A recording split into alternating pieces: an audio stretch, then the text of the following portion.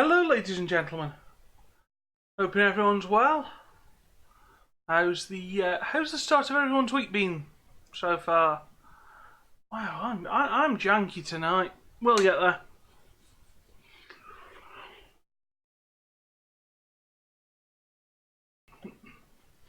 Fortunately, there aren't too many of you here. For anyone that is here that knows me and knows the old joke, I clearly have legs because stuff out there is being dried off out there to sort of cover them. So yes, I have legs, people. I do, and I half have proof for them. Wow, what a weird way to start a stream that was. Let's wait for a few people to get in. Let's have a quick chat. Or let's not. Yeah, we will. So I'm just, I'm doing something a bit silly. Yeah, I'm live updating before we kick off a stream. This is only going to end one way, isn't it? So I'll let that happen. Let's see how long that's going to take. Hopefully on this internet connection, not a huge amount of time in fairness.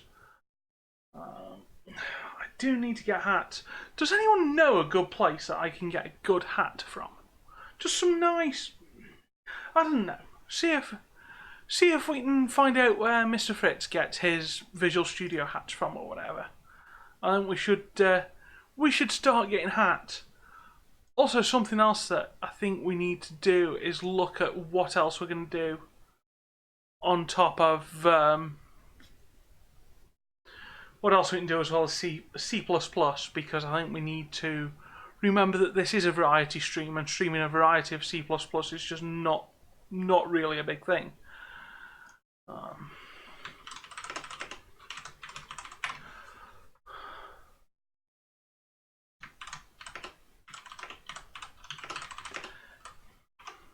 And yeah, sorry, I'm answering things as well. I will start paying attention to everyone. Shall I do a quick tweeting? I think I should do a genuine tweeting. I think I should click update. I should start tweeting out that we're live now. Let's see if I've got Twitter set up on this account. Ooh, I close enough. That will do. Okay, no, we're not saving that.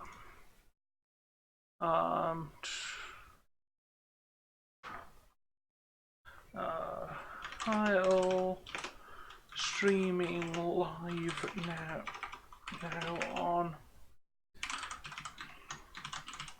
twitch.tv/Gareth Hubble.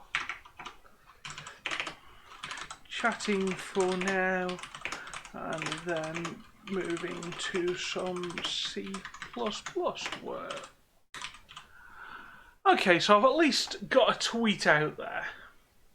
I've just realised why we probably don't have that many people in stream. I've just noticed who else is streaming. Yeah, Matt Godbolt is. That's going to be tough competition for C++ stuff, isn't it? Either watch me try and do a bot or Matt Godbolt doing other things. Who else is live now? Because this seems really weird. Who am I following? Who's live? Turding's live, Liz Katz is live, Paul Tony's live, Oni Stan's live. Okay. I can see why there's only one or two of us here tonight then, folks. Thinking we probably shouldn't put this off anymore. We should actually get cracking and do something. And see if people filter in. Probably a good move. Yeah. Oh, by the way, anyone who is here, do feel free to subscribe. The more subs I get, the more tempted I'll be to do more and varied and odd things. And actually, why don't I announce that I'm live now? Let's do a thing. Let's go live now.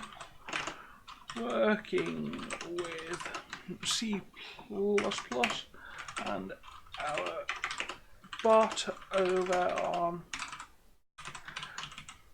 Twitch TV /Gareth Hubble.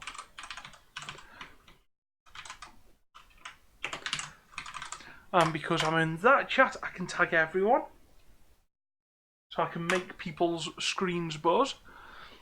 If I go and do some naughty advertising, well, no, good advertising, let's be fair. Some nice advertising. Only advertising the channels that we're allowed to. That's a good bit of advice for life, isn't it? Let's paste in there. Let's go. Dev chat is happy with me doing that. Let's go. Okay, so thank you very much for the host Turbo Nautilus as well, and Brendan Matthews. Right, I think we're about to start getting kicked off. Hang on. General. Fair enough. Okay. See who else we're there with. See anyone else that we're allowed to advertise? Because this one's weird. Is this because we've had a bit of a late start, so everyone's kind of gone somewhere else? I mean, I don't blame everyone. Interesting. Okay, let's crack on. Let's do a thing, shall we? We've got notifications. Okay, so I've got people with likes. Is that Bitly going to the right place? Yes, it is. Okay, so a retweet and a couple of likes. That's handy. Who retweeted that one? Yeah, okay. Oh, someone who just retweets Twitch streams. Okay, I see what this is. We'll get there between us. Right, so. How many times have I said so tonight? Oh, we've still got to wait for some more installs to do. So come on, people, tell me how your weekend, well, how the start of your weeks have been. Hopefully I can do a little bit more than just an hour's worth of streaming tonight.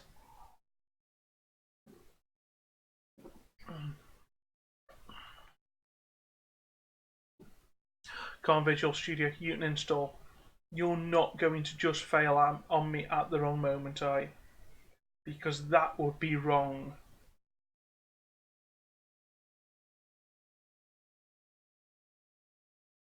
Come on.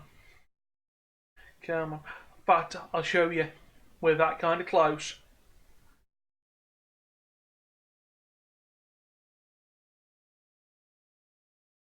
We are getting closer. It will work. It will. It will. Trust me, it'll work. Hi there, Fuberius. How are you doing? Oh, thank heavens. There are people out there tonight. Do you have any ideas why people are not around tonight, Fuberius? Is it because Matt Godbolt's streaming on YouTube? I shouldn't have said that now because everyone's going to go and watch Matt Godbolt, aren't they? For good reason. I think he's doing path tracing. I think he's actually doing something of interest to people. Right. That's what's going on here. Okay. Ah! You've been here less because C++. Yeah, I am thinking that we need to have, I've just been saying, we need to look at doing other things as well as just C++. Because, I mean, again, tonight we're doing C++. I'd like to go back around the functional programming languages a little. But maybe instead of F#, go down, I don't know, OCaml's route, or go down the route of something a little bit different. Maybe even learn Haskell together. You know, or Scala. And look at some of the things that F# doesn't have in it and work out whether we need them or not. Or, you know, go for Kotlin and actually try and build an Android app. Because, oh, by the way, yeah, that's a point. I now run an Android phone again. So we don't have to do as much iOS, but yeah. We can look at different things. You're finishing a talk you're going to present tomorrow on functional programming basics, Fuberius. Oh, have I really got to reboot the machine? No. No. let's see if it'll do this. I mean, we have got what's it? We have got the preview version if we need it, but it would be nice to not. Right, okay, cool. More functional programming would be much appreciated. I mean, to be fair, Fuberius, to some degree, a good amount of this is functional just in C++. I mean, we've got a pure function here. Maybe we ought to start annotating pure functions. Maybe that's a thing we could do. I know that GCC likes that. Annotate pure function C++. Let's have a look and see if we can just reasonably annotate these functions. Visual Studio was doing that, was it? Cool. So, how do we annotate a pure function in PremSVC?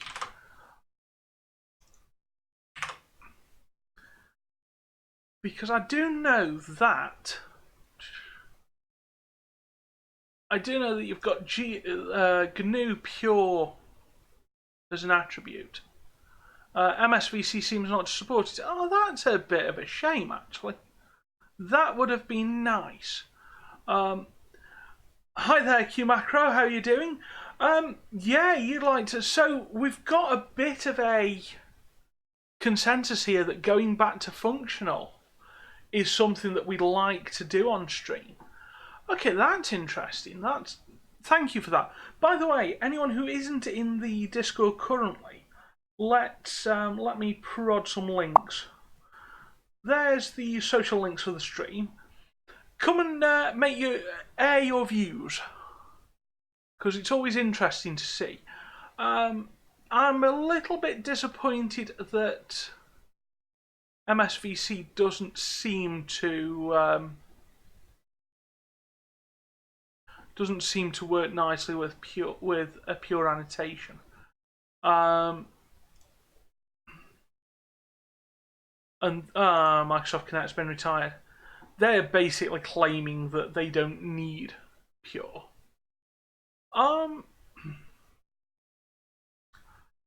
We could at least put const in. I mean, that's definitely a const, isn't it? I think that we already know. Thank you, Nightbot. Oh, a type qualifier is not allowed on a non-member function. So I can't even say that this is. Oh, I can say that it's const. I just do it there. Yeah, that makes sense. I mean, again, I wonder if the const can go there. So we can at least make that constant. And maybe this should be stored null opt. Yeah, that will probably be better. I still think this is in a bit of an ugly place. And I think to just call it bot command right now is a bit silly. We need to start parsing commands, I think. And grabbing arguments out.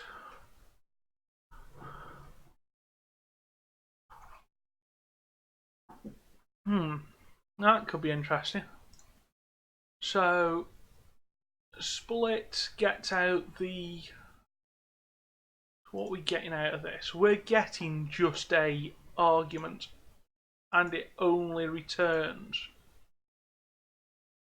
So it returns nothing if this function isn't the right, if this isn't the right command, or it returns the arguments for that command. So this is doing two things. Oh, fiddle-dee-dee. QMacro, can you get in touch with Discord support over that? I'd imagine that they'd be reasonably good there. I would hope, anyway. That would be nice of them. So yeah, what we're doing here is we're saying that we're returning that the sum. Hang on. That it's either a arguments command, or it wasn't the command, or that wasn't the command.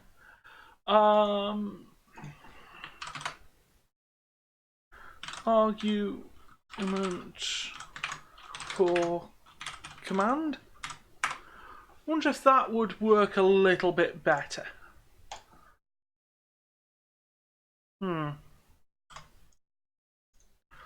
Let's have a build and a run of this, or just run it. Build errors. Oh, precompiled from a different version of the compiler. Yes, of course it will be.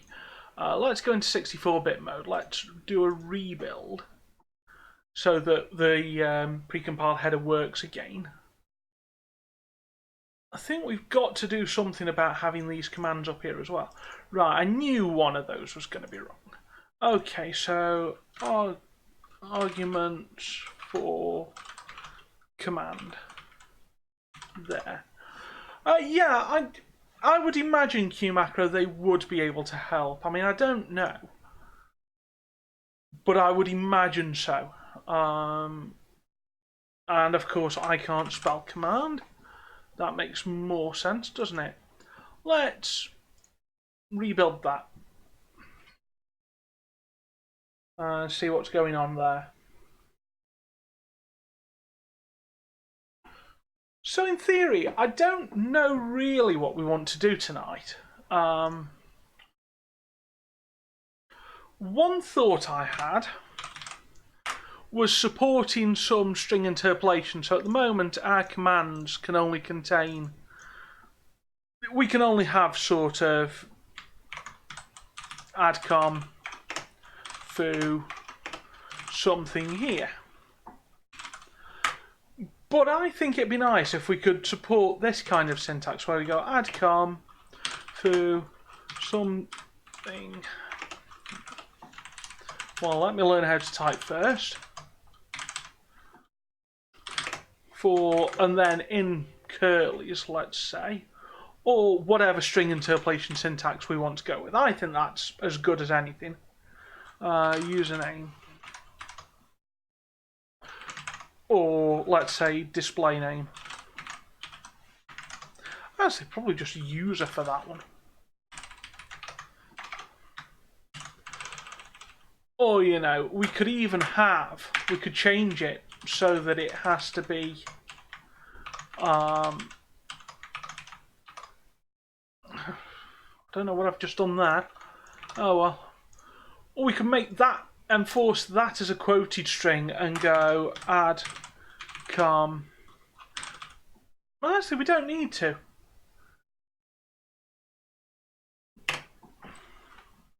So something here for to user from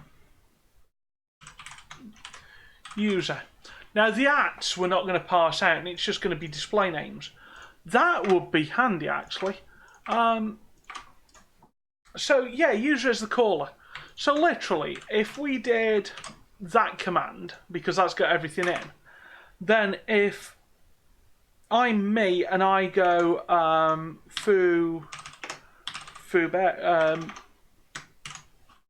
Fubarius, and we'd need to make sure that the at was both supported and stripped out there. Then what this would reply with is literally something here for at, well, from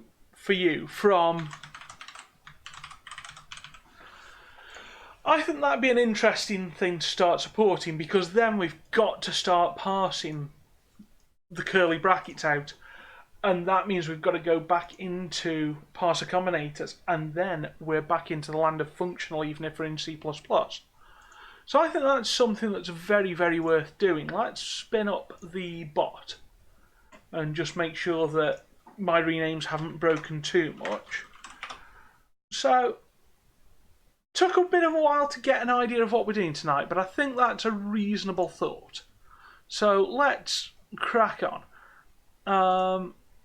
That's moaning about, hang on, index. Okay. Let's start using auto. let's suggest that that's not going to care. Size T plus 1.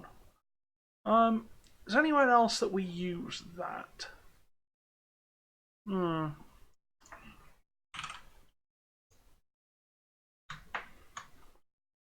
Stirred static cast.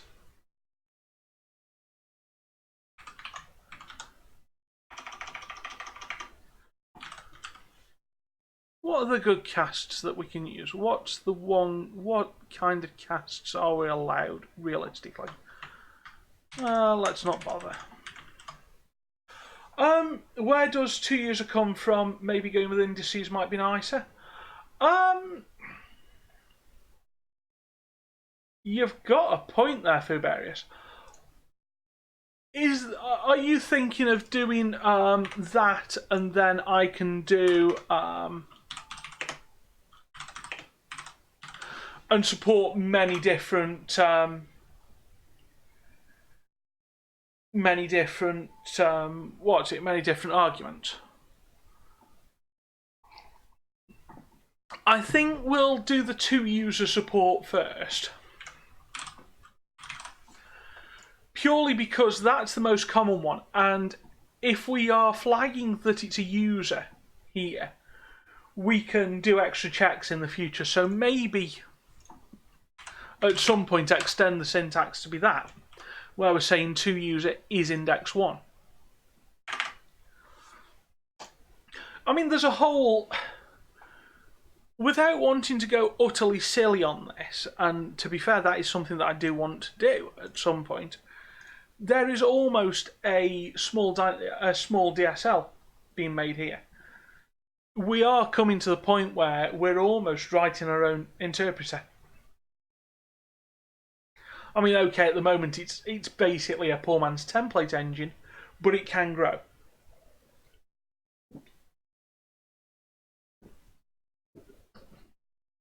I think that could be quite fun to do.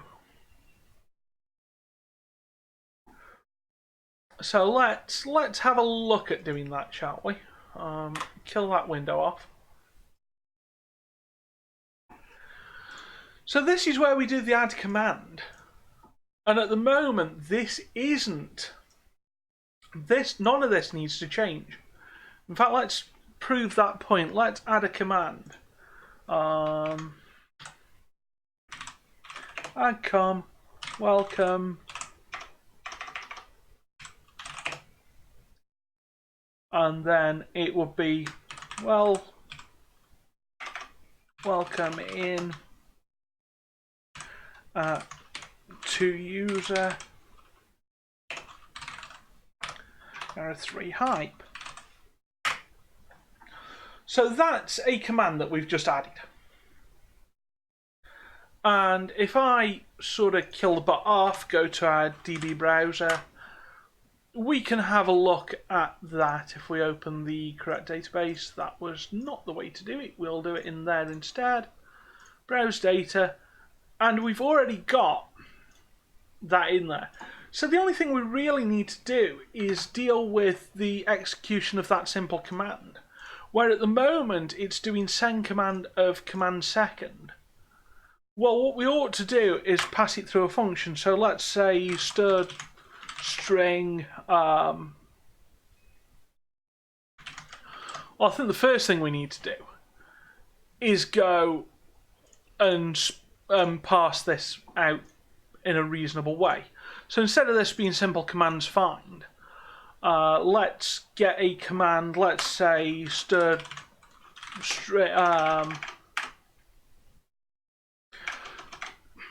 I suppose we ought to have the notion of a command, but I think we're already using a type called command for a different thing, aren't we? We're overloading this again. I get the feeling we're doing an overloading here. And this probably isn't going to help us a huge amount. Yeah, we're using command as the function there. So what we need is something a little bit different. Essentially, what I'm looking for here is, and we can just stick it in this command registry to be fair, because I don't think we're going to use it anywhere else.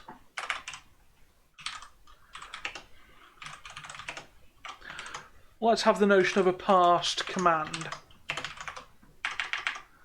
And let's suggest that what that is a command name, or just a name to be fair. And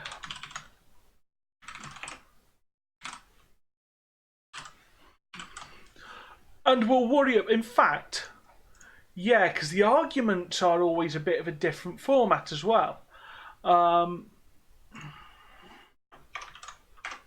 So yeah, we'll just leave it as a string for now, and we'll split the arguments up depending on the command. So that's what a parsed command looks like for now. Let's say the auto command actually is, well,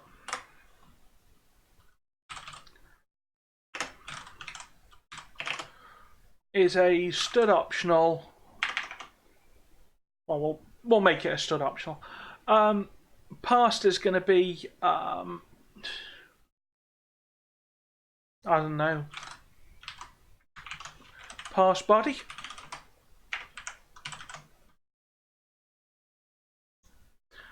And then parse is just going to be a stud optional of stud of parse command.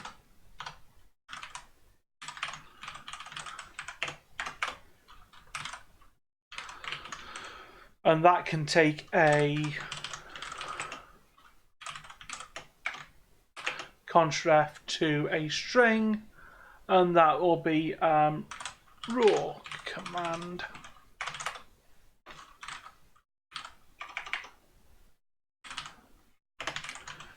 Just to make the whole thing compile. And at this point, parsed is parse of body. And what we're going to do then is, once we've got a parsed command, we'll check for parse name in there.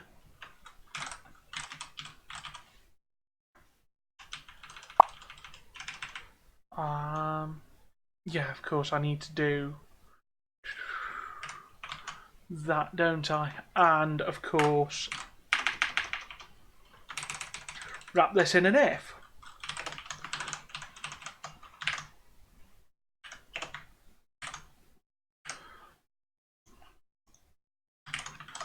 So if we are a command, if we do parse, and to be fair, we don't necessarily now need to check for those, because we can handle those cases in the parser, can't we?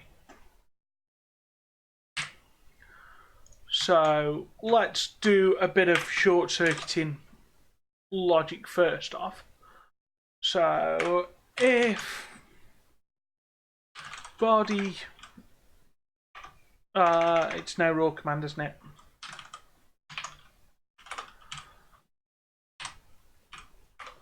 If it's empty, or if it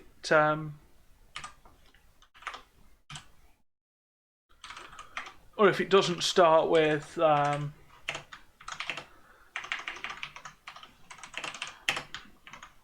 exclamation point, then we definitely know that we don't have a command. Then we'll do the split. How does that seem? I'm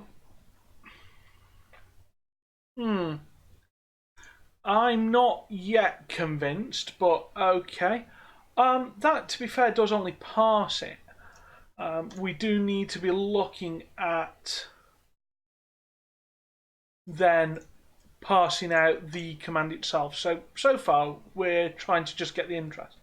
Yes, Fuberius, that does become none. I believe stud no opt also work. Null opt also works. But yeah, that's just a default constructor. And the default constructor for stud optional is none. Yeah. Well, it constructs to... It's essentially constructing for zeros. So, you know, a stud name that will construct name to be a blank string.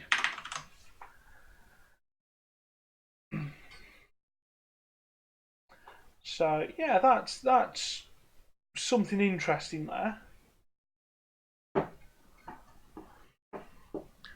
Okay, so we've got the front of the command, so we now need to go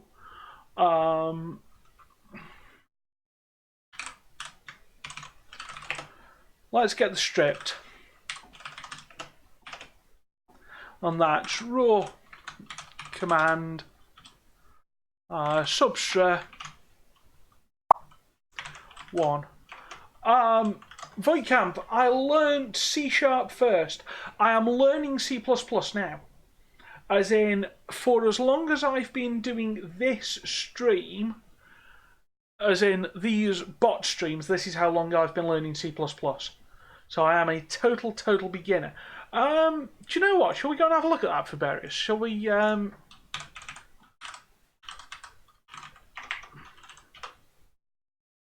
let's go and have a look at stud optional in here. Oh, and of course, let's zoom in a bit. So stud optional,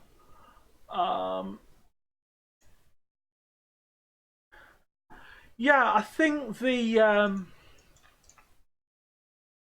think it is just the default constructor, and I think it's defined as null-opt. Yeah, it's an anti-class type used to include indicate an optional type within an uninitialized state. So this is it doesn't contain a value. And yeah, you can support either the default or the null-opt as the syntax for disengaging an optional object. So this is saying, look, this is the non case. And then I suspect if we went somewhere else, we'd find that there's a optional that will take... Are these not taking anything? Oh, hang on. These are optionals that take optionals. So you can take an in-place T. And again, you can take... This is the other constructor. So for a value type, you can just assign a value type and it'll construct for you. I think in place... Yeah. So you can construct in place here as well. So if we go down to the example, because I much prefer examples, you can create optionals in place, or you can... That's handy, actually. Shall we start moving a few things to being in place so that they're moved instead of... Instead of just... Yeah. Oh no, hang on. So strings, it might be used in place with strings. Empty, inherit from our value, copy constructor. Okay, you might not even need to do that. They'll just inherit. But yeah, you can just sort of set that kind of... You know, if we return a string out of here, it will be a sum of that string. So standard stud optional, really, for when people were returning nulls, it's a really easy transfer. And it means, of course, that empty string and non are defined separately. And we can work with them as we like to. So we'll get the stripped command. So we've taken the exclamation mark off the front. We now want, well, oddly enough, why don't we just look at this a little bit more sensibly? It might be that we get to, well, hang on, arguments for command. We're doing this work again, aren't we? I'm kind of goofing here.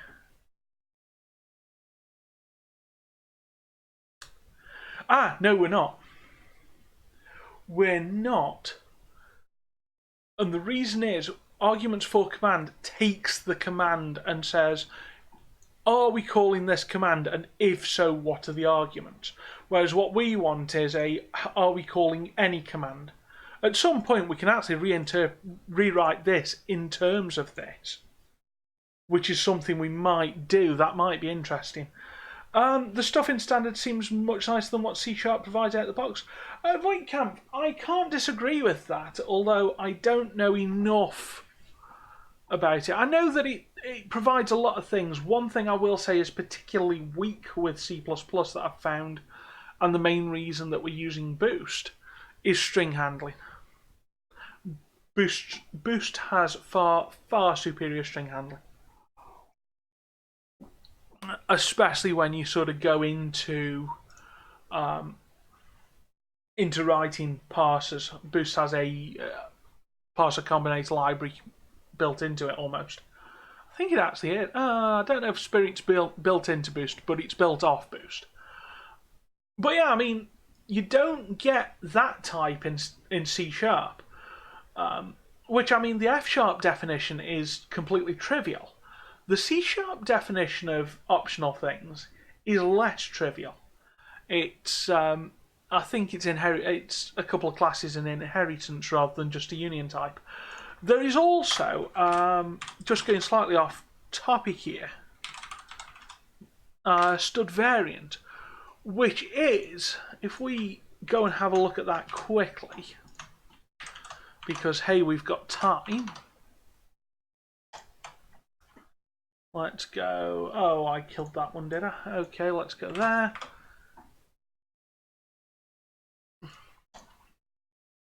You know, you've actually got a type safe union here.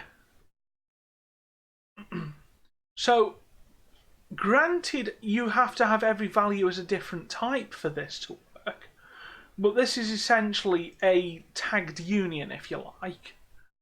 Or what's a union? A discriminated union.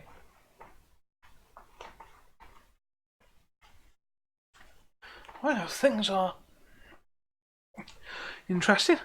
Okay. So, variant is almost a tagged union, let's say.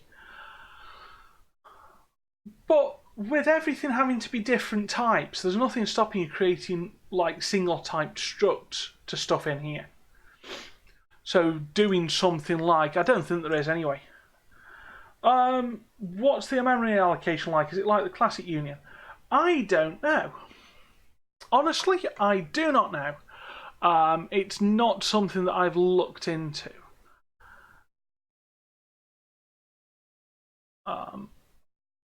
I would say that it would probably. Do you know what? I'm not fit to answer that question. I don't know enough. It's all quite high level stuff for me that I do. So, I wonder how we'd find out memory allocations. I mean, to be fair, we say how do we find out memory allocations? That's got to be on a compiler by compiler basis, surely. And on a standard library by standard library basis, almost. But yeah, C++ is going very, very functional in fairness.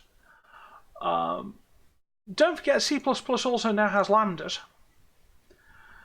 And you define your own capture groups. What happens with a lambda, if I remember rightly, is they get compiled as a class. They get turned into a class that has the bracket operator overloaded.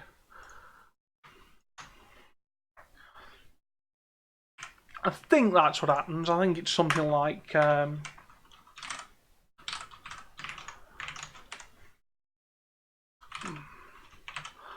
let's say that. What's this moaning about? Oh yeah.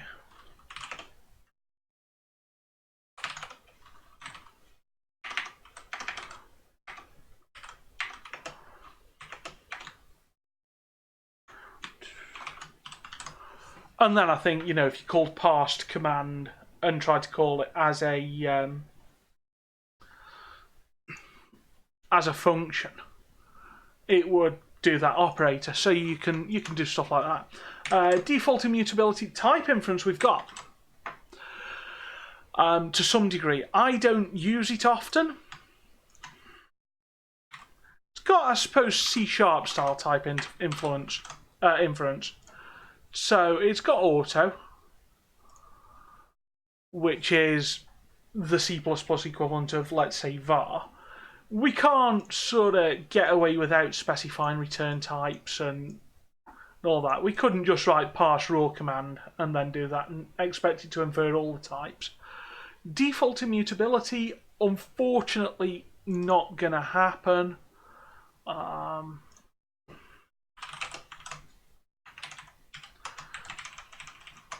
you know, const everywhere is always a good idea.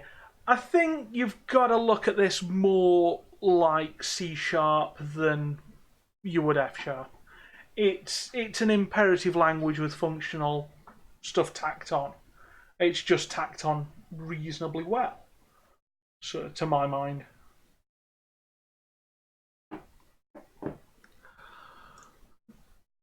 So, alright, we've got this. We've got our stripped because we know that we do start with an exclamation mark. Then we will still pinch ideas from here, so let's use something else as well. This pattern is weird.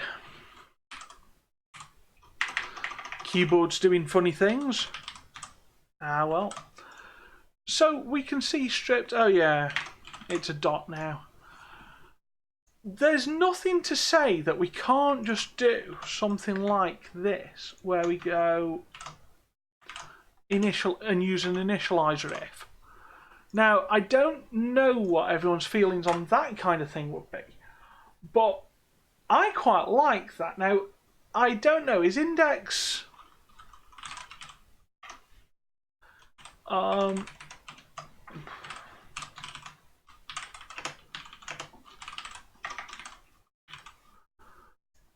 it's not moaning at me that index isn't there. So index is in scope within this if block. I think the difference is index now goes out of scope there, whereas without the initializer if, index wouldn't go out of scope. So in this one, it goes out of scope at the end of this if block, not at the end of this one, which is a little bit silly. So let's clean up that scope a little. I mean, this is something I hear a lot, and I don't know if I entirely understand it.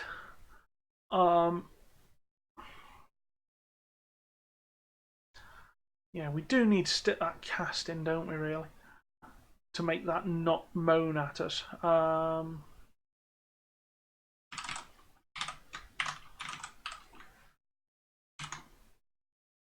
Static cast to a size T. Okay, that's more happy.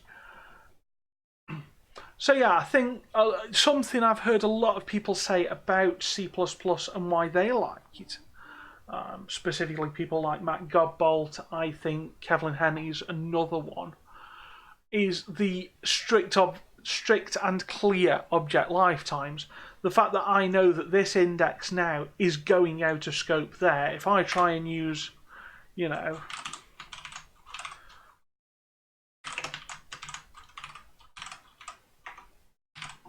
if I try and use index there, it's undefined, it's not in scope. Whereas if we'd have kept that, let's just put it back there where it was, it'll now be in scope again. And they are very clear rules on scoping. I mean, we use the initializer if there as well.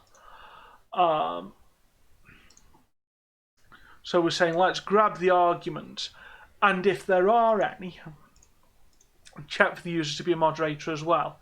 If not, then this whole thing fails because arguments is falsy. So we never get through to here. So that's how we can, another way of using initializer ifs that I've spotted. Again, I don't know how idiomatic C++ this all is. I don't know if I'm completely making a hash of it and not writing proper C++ at all. But this feels reasonably nice to me. I mean, one thing, Fuberius, you could do to convince yourself that C++ is now a functional language is use templates and write some of the classic sort of stuff that you do in a functional language. So look at re-implementing optional. Look at implementing your own parser combinator library. Just do it bit by bit. And actually, what I found is, with very, very little exception, I can't think of any of the exceptions offhand, C++ has everything you need to use it functionally. It just doesn't have the nice syntax that we tend to associate with a functional language. So, say F# with the ML syntax, or OCaml, which is, derived directly from ML, or Haskell. For as much as I don't understand it, I do at least appreciate the pleasantness of its syntax. Oh yeah, so we're going grab the first space, make sure that we get one, and then we need to split around it. So again, we've got the whole thing here. Well, this again, there's an amount of copying and pasting going on that makes me wonder if we need to do a little bit more refactoring. And to be fair, we do. Because this time we are down here, we are just going, are we an add command? Yes, we are. Okay, cool, beans. Well, that actually that gets the first split after the arguments. So this is parsing out arguments. We're doing the same thing for a different reason. So actually, this isn't duplicated code as much as I've copied and pasted it. And that's really weird for me to say this isn't duplicate code, even though it is a copy and paste, because it's doing a slightly different job. So both of those can live. Name, well, let's now go return and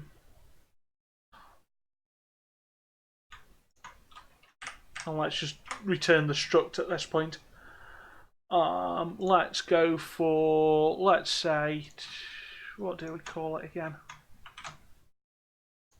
So name is that, so stripped is what I was looking for. So strip.that's that one, and then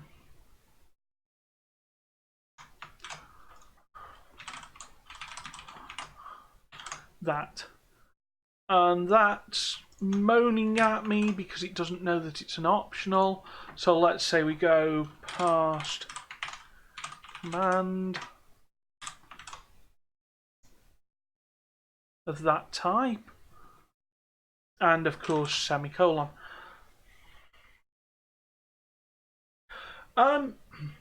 Yeah, I really don't need C++ anywhere myself either, Fuberius, but I've always been interested in learning it. Really, I've been interested in... There's a lot of people who like the language who are saying a lot of nice things about it, and I've always been of the opinion, oh, well, it's going to be full of all that memory management and too hard to use and whatever. So I thought, before I carry on with my sort of railment against the language, I ought to at least know what I'm talking about. And these days, things are different. Now, what I'd love to be able to do is something like this. And that isn't too much of a stretch, because I think that works in GCC.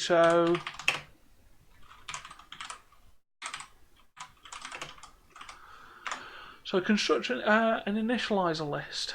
Hang on, struct. How to initialize a struct?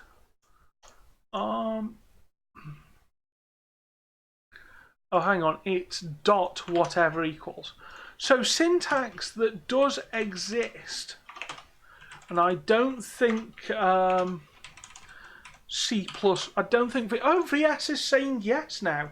Right, this is new to Visual Studio. MSVC never used to support this syntax. So, yeah, Fubarius, that's exactly how they're constructed. You do construct them by index, and I don't like that. I don't like that at all. But yeah. Or the other way you would do it is go...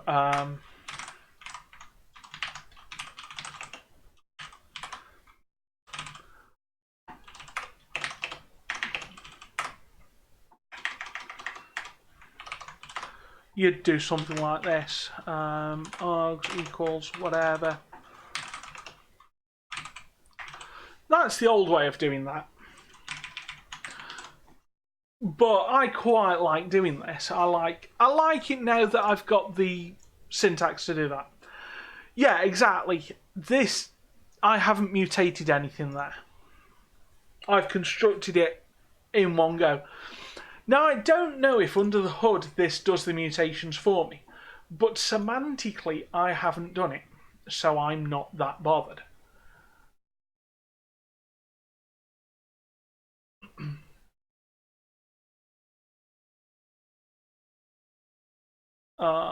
Yeah, we do need that there. I mean, again, that could go in the initializer if. And then all of a sudden, all of our scoping's back nice again. Let's actually do that. Okay, you can't do that. Can you do that? Nope, because we can't deduce an auto type. That auto type. So stud string.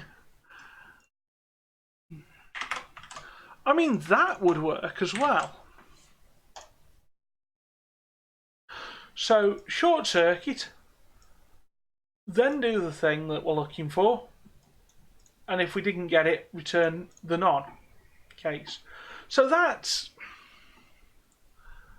reasonably nice. And again, what we've done there is we've written a completely pure function.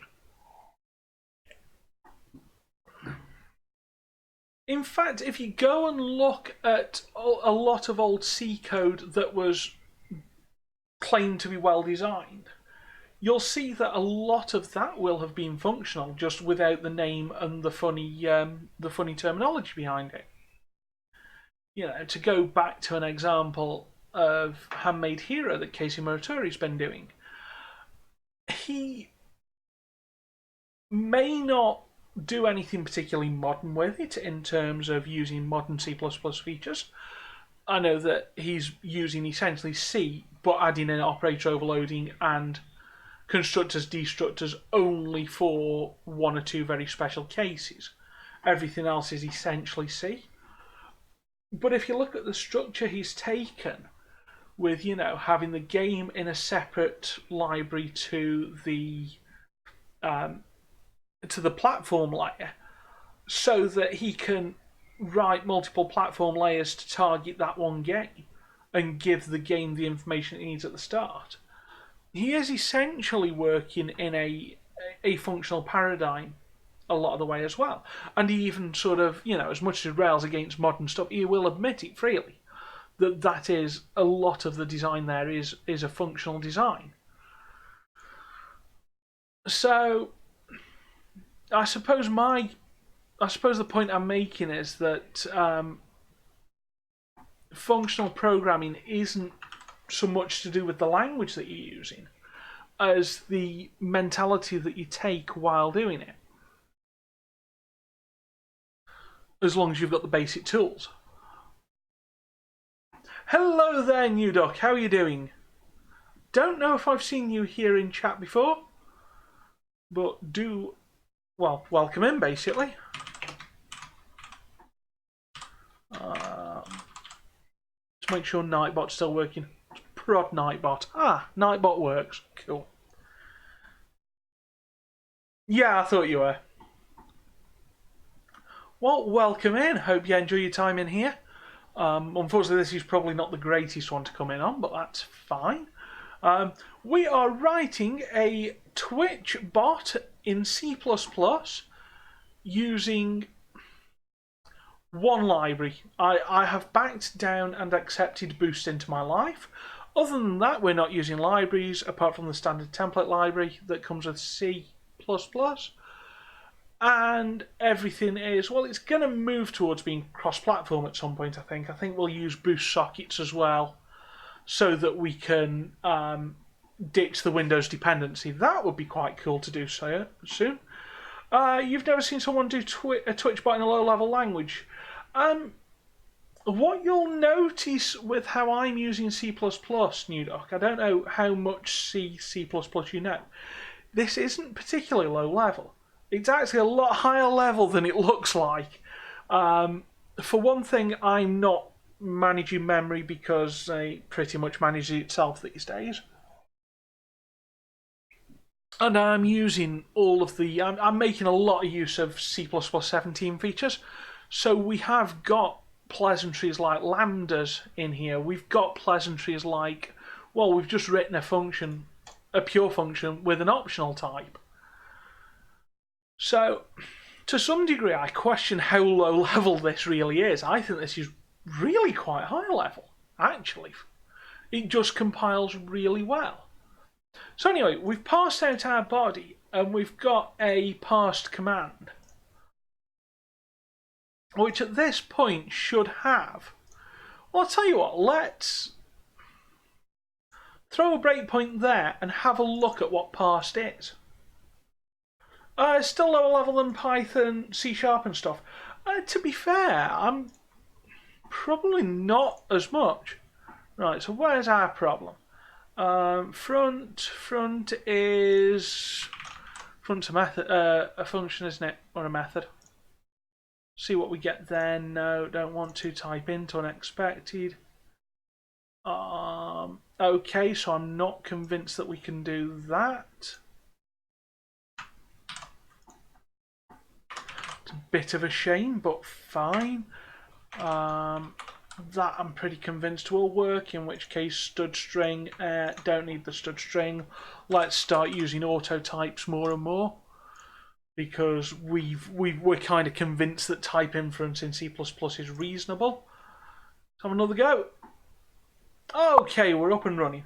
So if I were to throw something like hello person, for instance, we get a break here. Now, what does our parsed command hold? It holds hello and person. So we've got that. We've got the information that we needed there. That's cool. So we're grabbing the name out, making sure that we are in the simple commands. If we are, we're going to send the message. Well, why not just say that we create a reply, which again we should probably start using auto a little bit more. Transform.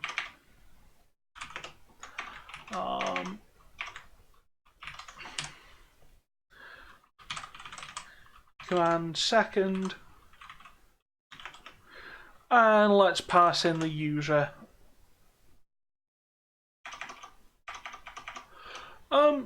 Actually, we need to... Yeah, we need to transform the command second using the arguments, which is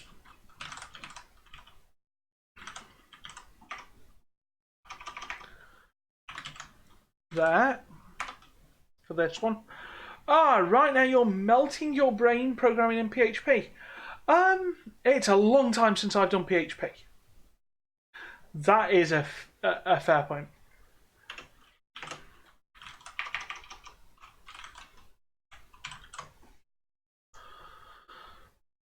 Okay, I mean, something else I'd like to just do and make sure that we're fine on is what happens if we've got this parsed command and I just use something very simple.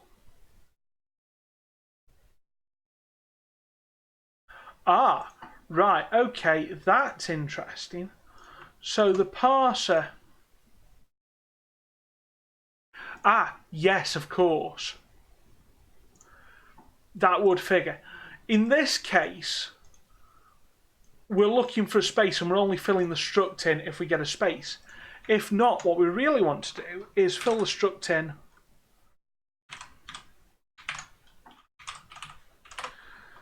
with the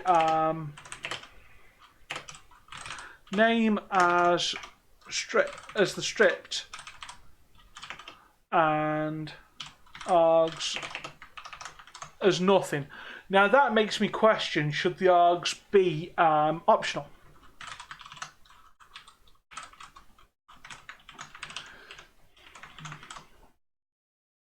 And at that point,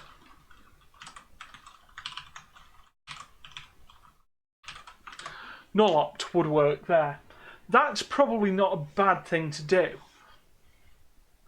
because then we can explicitly check for arguments. I'm more happy with that. So let's spin up. I hope I've got my breakpoint still in place. Do I? I might not have. I don't. Cool. Let's stick one in and try it again. And there we go. So past is now a hello there and a null option.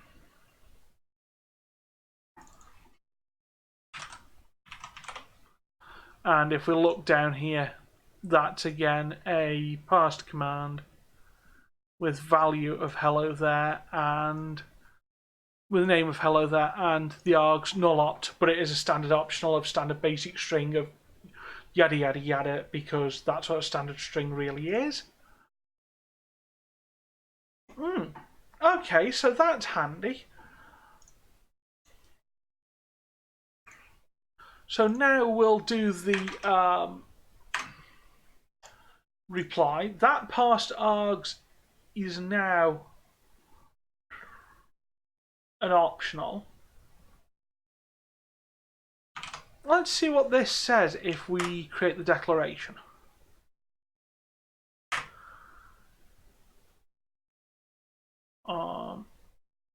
And it says, if we go to the .h file here, let's try the actual .h file that we're bothered about. No, have I not found it? Ah, yeah, you have to do that, don't you? So command registry.h has got no. Okay.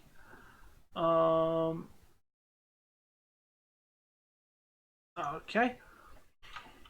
Have I really not got this right? Create.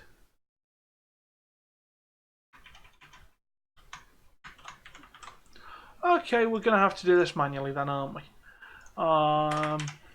Stirred string transform.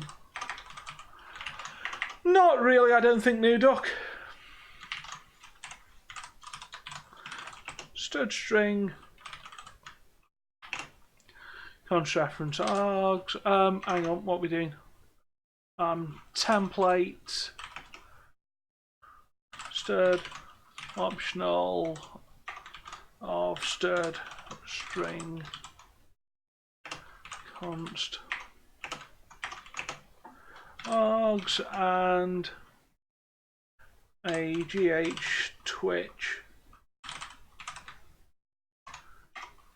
user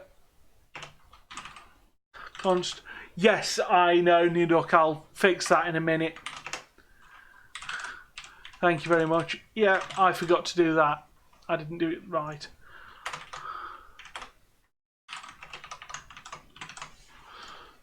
Okay, template is not allowed there, so command template. That's more reasonable. So now we're at least at the gubbins of it, and for now, just to make sure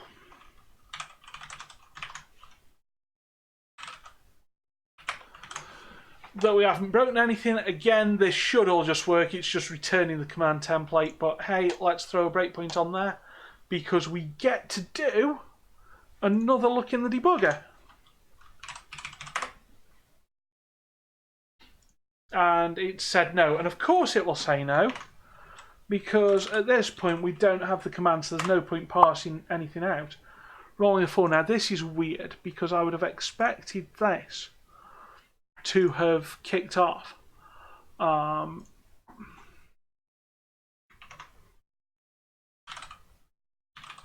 Oh, random's one of the ones that won't do it, isn't it? Kettle, however, will. And go into there. So we've got a command template which has got Fancy a Coffee and my name in it. That's all reasonable. In fact, let's add the items in to the watch window. I think you guys can see it easier if I go and do this. Of course, could have told me that you can't see the right-hand side, couldn't you, of my watch window. Let's stick that there because now you can see what I'm doing. So that's the value, Fancy a Coffee, my name. That's what we got out of the database. Args in this case is null, and user is my username, which has got, you know, a display name on it, as well as a lot of other information. So in theory we're working.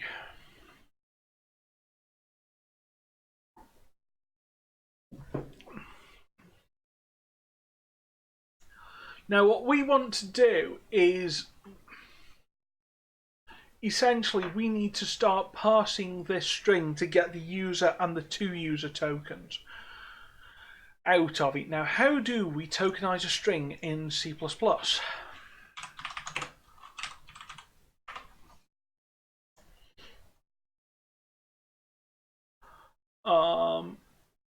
So there's the whole standard string find, or we could have a look at the boost tokenizer. Now, what does the boost tokenizer do? Let's have a look, because this could be interesting. Let's also zoom in so that everyone can see.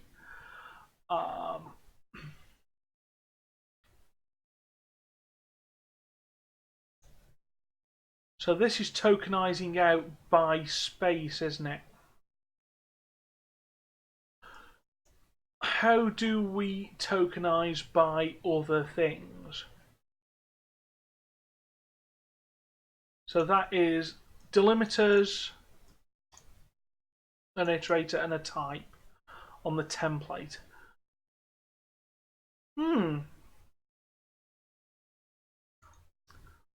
So C++.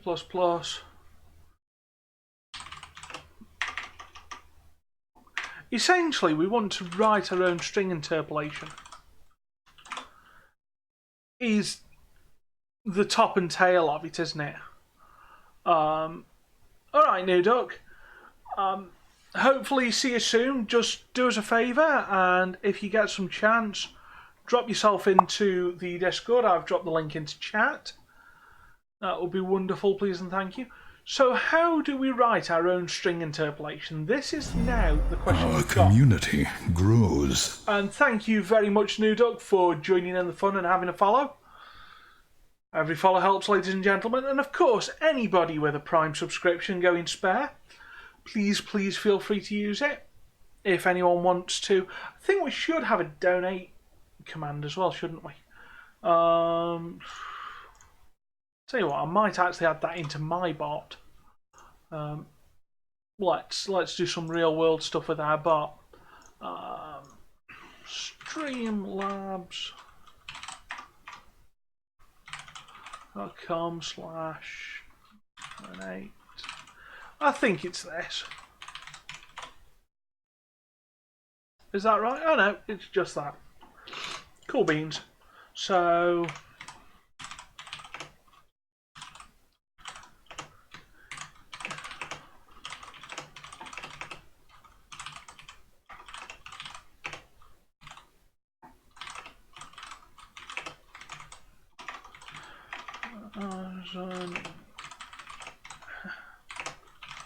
please go to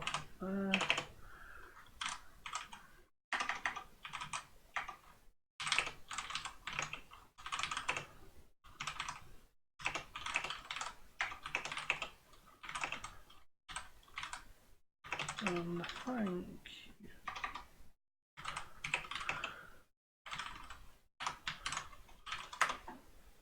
Oh, I've just messed that up at the very end, didn't I?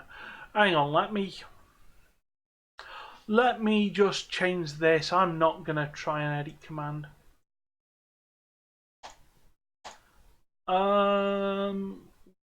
What?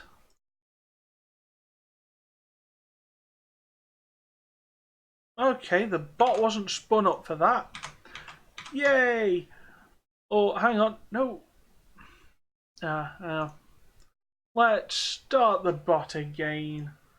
I'm going to redo my add command and actually put this in right. Why is my bot not replying to me, everybody?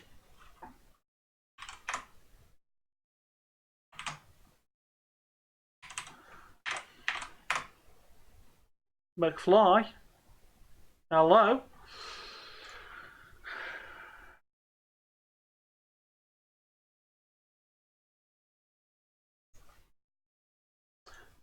I've upset it, haven't I, FP Jester? Yep, you're right.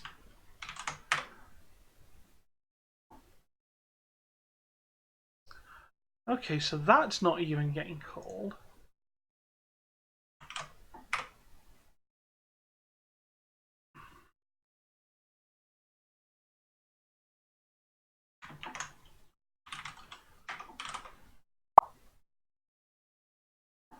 Wow! So AdCom is getting swallowed before we get to there. I mean, that one's going through. Oh, and it has actually done it. I got no reply, and what's the betting if I now do a refresh? So it hasn't saved. Oh no, that's Nightbot's version of it. Okay, we have a donate command, but it's Nightbot that's put it in. And our AdCom literally does not work.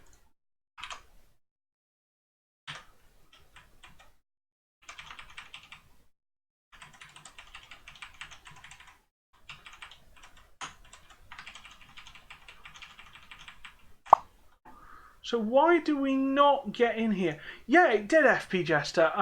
I've been playing with code sort of around there. So let's see. Who calls you? Oh. Who calls you?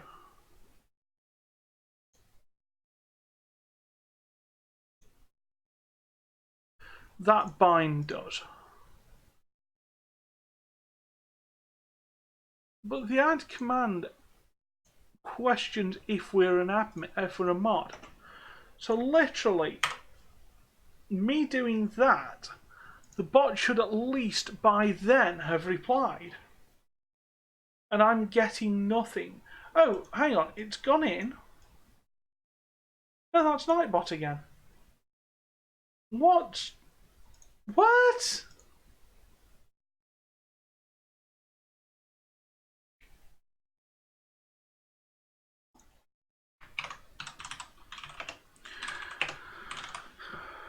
What have I broken and where? Right, Hubblebot's online, so if we add that command in, it goes in perfectly fine in theory. Let's just let it spin through.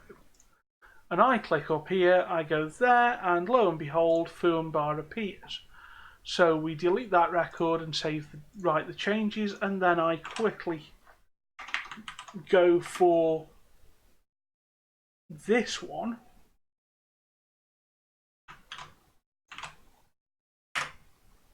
And the bot tells me to go away.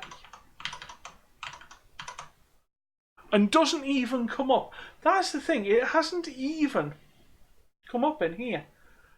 Oh, have we hit one of the issues? I wonder if we did this. If I quickly did a shorter version of it, like let's say that. Yeah. And then Hubblebot and Nightbot are going in for it. That's fine. What we've got is an issue where anything that's too long by the looks of it, let me just save this so that you don't get that doubled. Anything that is too long, we don't seem to get back properly from Twitch. I wonder if we need to play with the networking code. I know that we also need to play with the pings and pongs. As in, when we get sent a ping from Twitch, we need to send a pong back saying, I'm alive! And it has to be in that voice as well. It can't just be I'm alive, it has to be I'm alive! Otherwise it doesn't work. I'm sure that's in the standard somewhere. I am convinced that it's there. So yeah, I think we need to work more on fixing something. Ryan Roberts, Cubs Lover, how are you doing? Do you mind if I just call you Ryan, please? It'd be easier. You're about to start learning fundamentals, but saw I was on. I'm not too bad, thank you very much. Hopefully you're okay as well and not cursing the same kind of things as me. Okay, so what's the one that we've added? We've added a welcome command. So let's at least try and do something with that. Now, my thinking is that we could over-engineer this for fun, and we could have something like a stud map of stud string to stud function of, oh, I don't know, stud string and all sorts. Let's not, for now, let's just have a very simple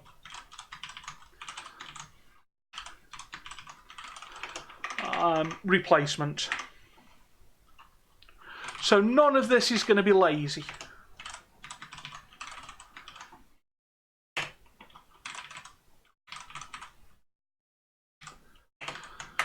I think you can do something like this.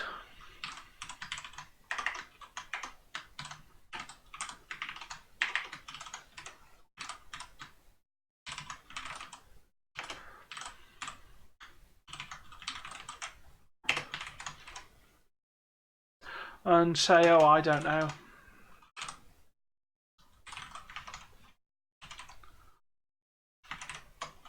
Well, in fact, if we're just doing straight search and replace for now, we might as well do this.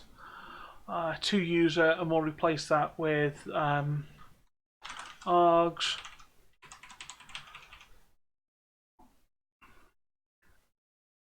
And I don't even know how. Well, we could probably just do that actually. That's claiming stub pair isn't right, it should be.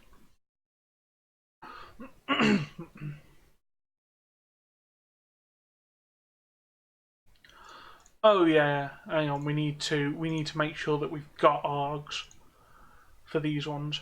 So let's just do this completely by hand for now. So if I don't know, command template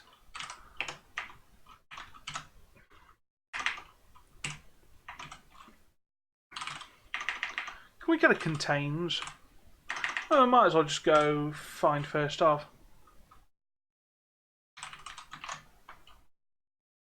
Find first of. Just go for the easy one now. User.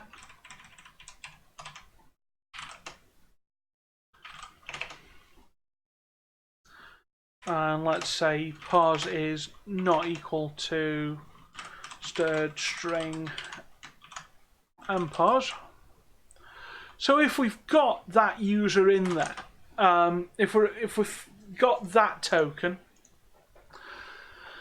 then what we want to do is replace that with our user's display name. So user display name.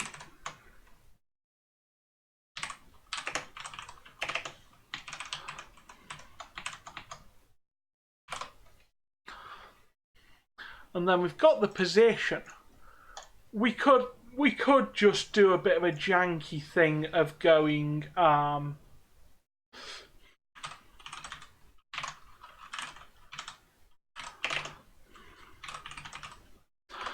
command template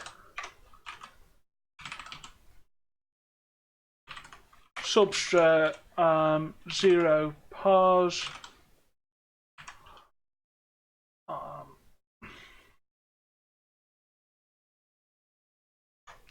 and we need something else, don't we? Just a string to return.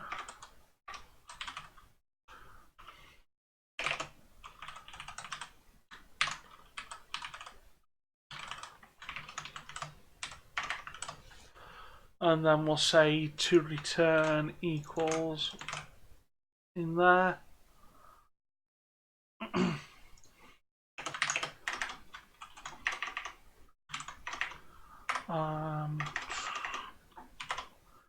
To return plus equals name. To return plus equals. And again, so that's, let's say 6. And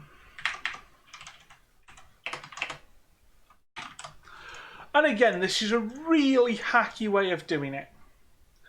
But that's user, and then for to user, we could do something reasonably similar. We could go to user there. We could say auto name is args for now.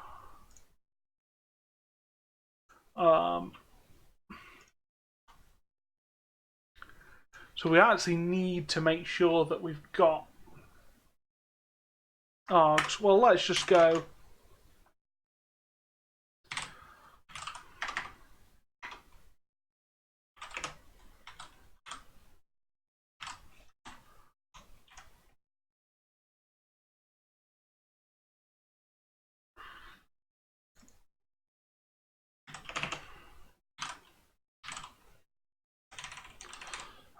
to user.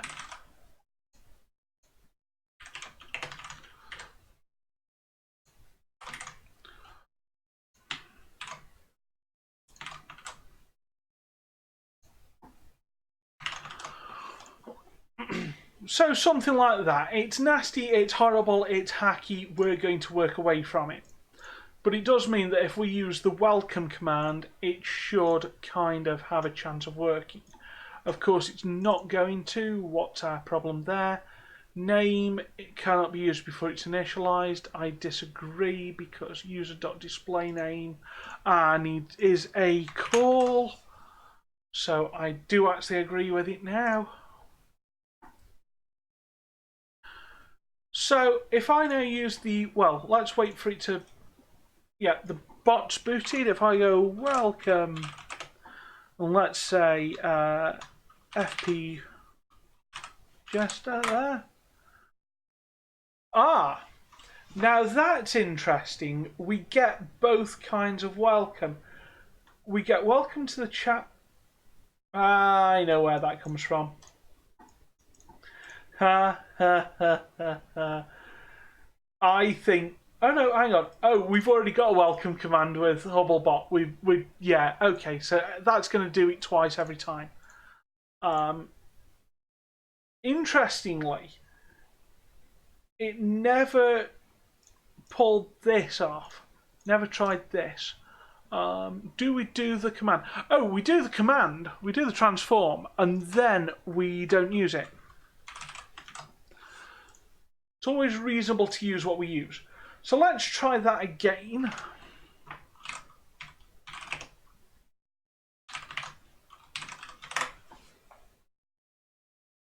Now we've gone in. Let's just F10 through this. So to return is W. Pos is 1. Command template find first of that. That's coming out as 1. I don't think I can agree with it.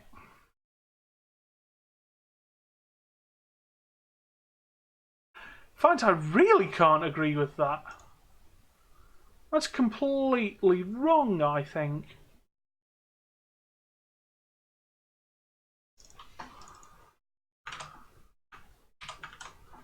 Find first off should return me a... Oh, it returns found, whether we're found or not. Paused. Oh, returns the position of the first character that matches. Oh, hang on. First of any... I see where we're going. Right, find first off doesn't do what I thought it did. Stud replace, however... No, because it doesn't find through. I want to find a string within a string.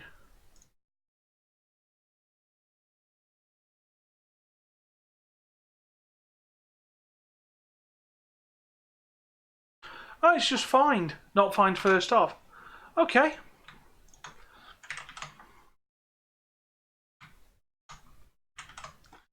That might help. Let's give this another go. So...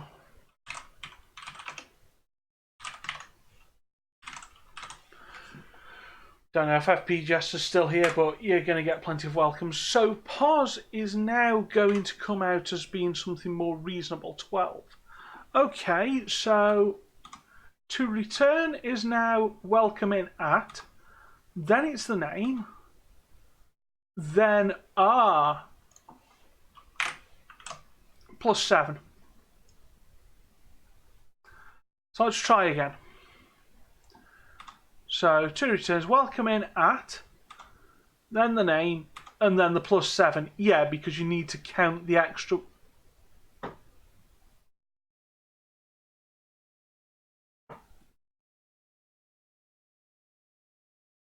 How does that work? Because I made it a 7 now. Pos plus 7 is 19. So 19th character in there. 1, 2, 3, 4, 5, 6, 7, 8, 9, 10, 11, 12, 13, 14, 15, 16, 17, 18, 19. It probably does need to be 20. It probably needs to be an extra 1.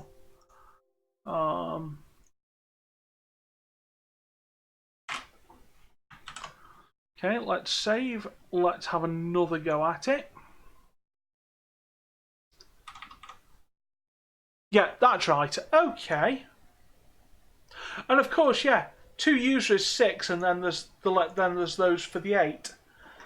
And in theory, that should now run through fine. So let's give that another go. Welcome, foo. And yeah, we're getting both of those back, so we can kill off our original welcome command and just use these. And yeah, the 6 there was reasonable as well. So again, it's another static cast.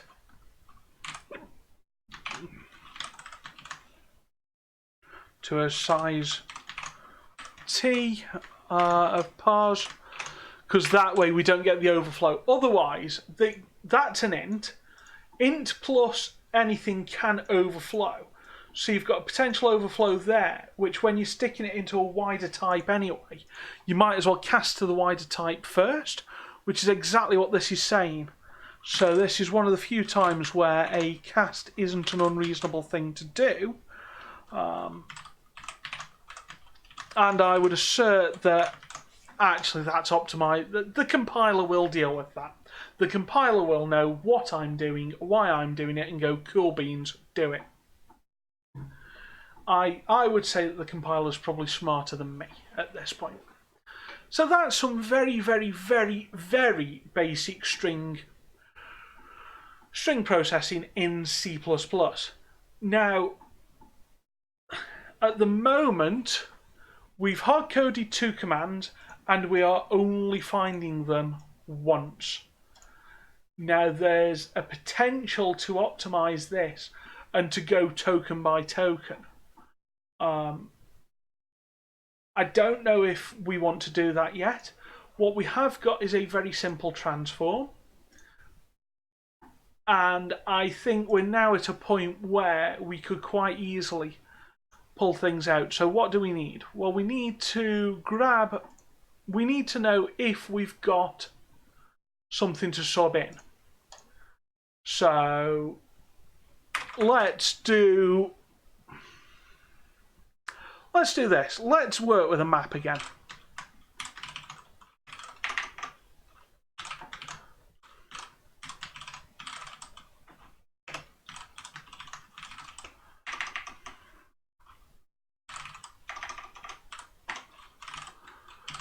Of replacements.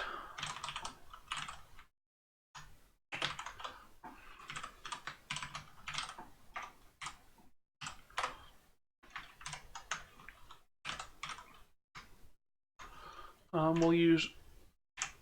Oh, we can use stud make pair, which is const extra. Okay, let's see what this does then.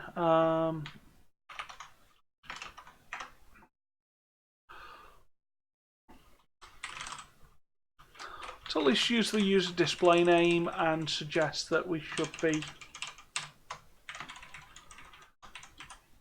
going for.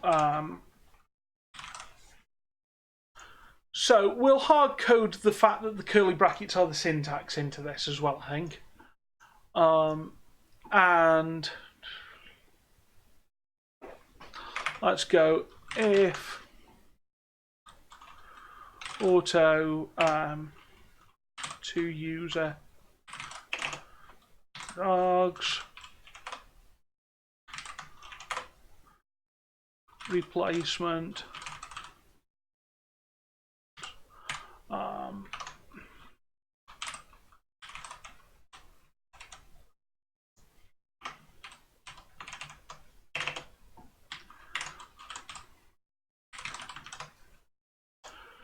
so we've got the map created. It will make sure that to user is only in there if we've got arguments, and then in essence we can spin through the commands and do this whole thing. So let's grab a copy of that. Let's do a range 4.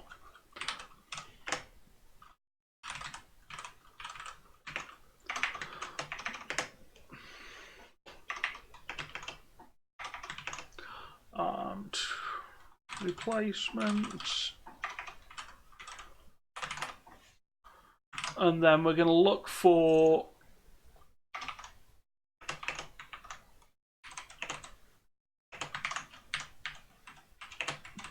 that nonsense replacement first.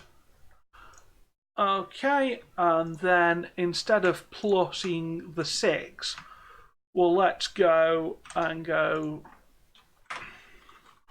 auto token is that. Let's then look for the token and again token.length. And then instead of this just being name, let's say replacement.second.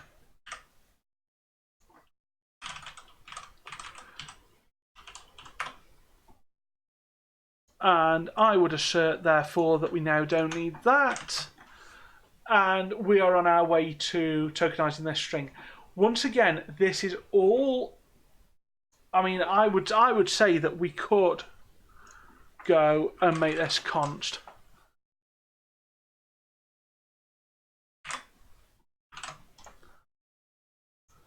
So everything coming in is const, what's coming out is const. That is pure. I think that's a reasonable thing to say, is that we're dealing once again with a pure function. I'm not a fan of this mutation of the replacement. Unfortunately, it's what we've got to do. It's a bit of a pity.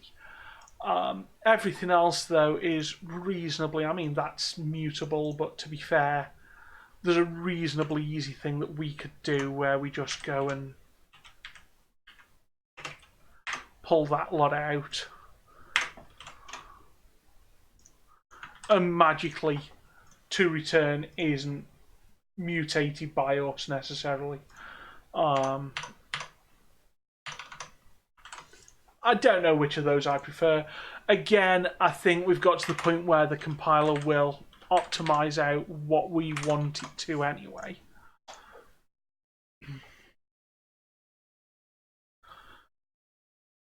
So I don't think that there's anything there that's horrific. I think it should all be easy to optimize. And we've all of a sudden got to the point where one of these commands, in fact, two of these commands can disappear from main. So at the moment, the welcome one, we don't need. That's not needed anymore. And in fact, I would say that none of those are, because I could just stick in, you know, random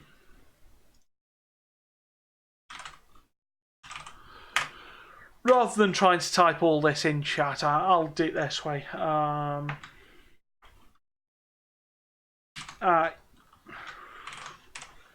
User asked for a random number and rolled a 4. Let's have yappy dogs in there, and we said we wanted we had a TNT command, didn't we? So TNT is going to be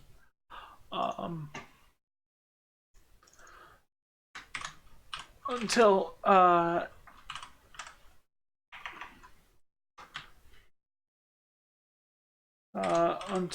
we next yap again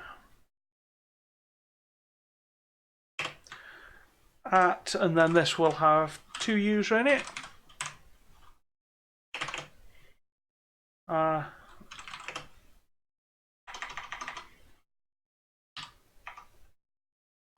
Till the next yap again, yeah. And again, we'll apply that. We'll write the changes to the bot. And if I were to respin this bot up now with none of these commands even being in existence, I assert that those commands will still work because we've just pulled them all out of the database. So we can do something like welcome foo, we can do random, and I can't spell, that's fine. Let's just quickly go and change that.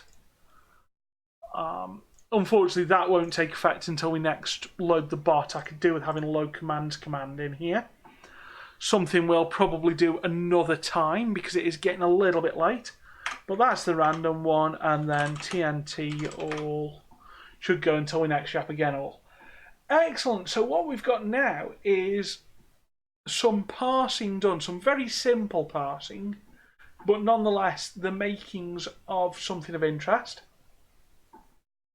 And with that, I think it is time for us to have a little saunter down Raid Street and see what we find. Does anyone have any suggestions for someone you would like to raid? If not, I will revert to type and raid someone from in the channel. I'm thinking that we need to raid someone like, well, Jittertad's running. Yeah, let's go and raid Tad. Let's go and say hello to Ted, everybody.